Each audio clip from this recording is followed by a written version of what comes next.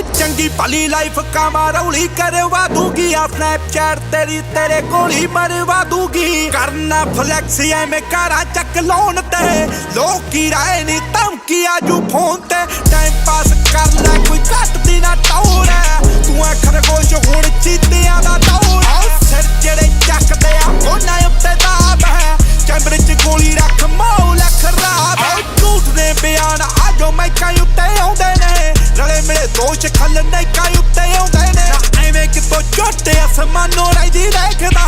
काका जमदूत हुण बाइकां उत्ते